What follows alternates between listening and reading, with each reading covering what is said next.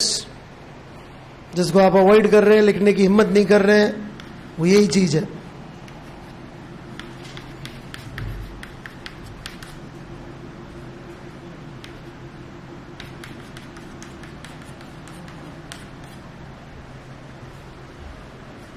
नहीं आएगी एसएचएम की इक्वेशन बनी बनाई, क्यों आएगी?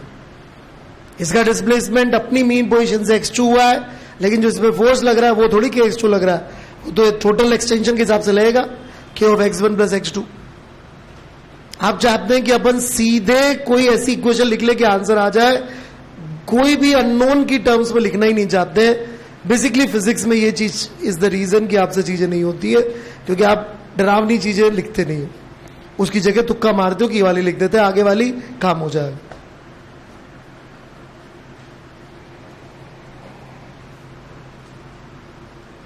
How to proceed? This can't be integrated with this. This is not a standard form.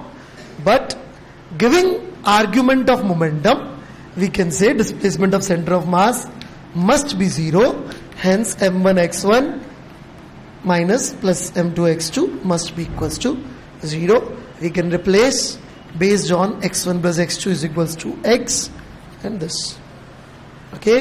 तो ये बड़ी स्टैंडर्ड और बड़ा अच्छा तरीका है ये एसएचएम के सवालों में गलती कराने का, कि पार्टिकल का डिस्प्लेसमेंट का वेरिएबल अलग और फोर्स का वेरिएबल अलग। इसमें जेई ऑलरेडी एक सवाल दे चुका है और आगे भी फ्यूचर में सवाल देता रहेगा आईआईटी, और इसकी वजह से आपसे आगे रोटेशन वाले सिस्टम में भी गलतियां होंगी, पक्का होंगी। ये नहीं है कि इसका जुगाड़ करके रट लिया रूट के बाय म्यू ओमेगा आती है।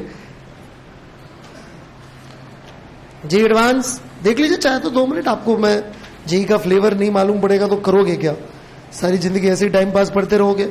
क्वेश्चन नंबर 2 पढ़ के देखिए, जेई एडवांस पढ़ के देखिए क्या हुआ। x2 रह गया यहां पे, वो चौक चल नहीं रही है तो ओके। पढ़िए पढ़िए, आप ओमेगा रट के जाते हैं ना, रूट के बाय म्यू, पढ़िए। नहीं आया समझ में? सो प्लीज मत रटिए इस सवाल को कैसे करेंगे, उस सवाल कैसे करेंगे। ऐसे जब मतलब ईमानदारी से सॉल्व करिए, जो भी फोर्स है ईमानदारी से लिखिए, डिस्प्लेसमेंट ईमानदारी से लिखिए मीन पोजीशन से, और फिर देखिए कि इनको हम कैसे इस तरह का बना सकते हैं कि एसएचएम की इक्वेशन में फिट बैठ जाए। इनको भागे मत इनके साथ कि मैं अब भी सही कर दूं। जैसे अपन न्यूटन्स लॉ में ऐसी बेवकूफियां करते थे कि अपन फोर्स लिखने से पहले ही एक्सीलरेशन लिख देना चाहते थे ताकि फोर्स साला लिखना ही ना पड़े, क्योंकि फोर्स वाज कंफ्यूजिंग। तो लिखो साला सीधे एक्सीलरेशन, हो जाए गलत हो जाए कोई नहीं, N is equal to M G cos theta, जिंदाबाद। और इसकी वजह से गलतियां होती थी, शायद आपको याद हो। अरे इंक्लाइन प्लेन दिखा के नहीं ठोको, N is equal to M G cos theta, बाद में सोचेंगे पहले ये तो लिख डालो, एक तो साफ करो मामला, हटाओ जी साइन थीटा तो लिख ही डालो, साला एक्सीलरेशन है ही जी साइन थीटा, तो फिर बाकी और देख लेंगे बाद में। तो वही इधर भी है एसएचएम के अंदर, यदि आप ये चीज पे ध्यान नहीं देंगे तो मरेंगे, क्योंकि ये बहुत स्टैंडर्ड तरीका है फंसाने का कि आपका फोर्स का वेरिएबल अलग और डिस्प्लेसमेंट का वेरिएबल अलग। So pay attention whenever you writing, भागिए मत कि मुझे इसके साथ वही लिखना है। क्या समझ में नहीं है बोली ना, what part you don't understand. उसका डिस्प्लेसमेंट कितना अपनी मीन पोजीशन से x2, तो उसका f इक्वल टू m में जो a लिखेंगे उसमें जो डिस्प्लेसमेंट आएगा वो मीन पोजीशन से लिखेंगे, तो वेरिएबल क्या आएगा? अब x2 आएगा, x थोड़ी आएगा।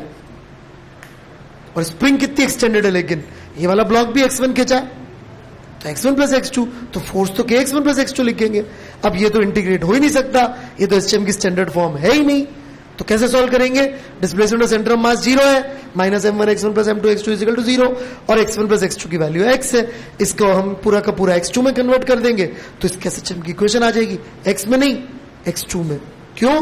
क्योंकि x2 ही इसका डिस्प्लेसमेंट, नहीं तो फिर पता नहीं किसी और के भगवान जाने क्या आएगा। कन्वर्ट पूरा x2 में करना पड़ेगा, ये मैं m2 के एसएचएम की इक्वेशन चाहिए तो x में नहीं करेंगे कन्वर्ट। समझ में आ रही है मेरी बात? पक्का? ठीक है, वो जेई में आया था, हाईली कॉन्सेप्चुअल।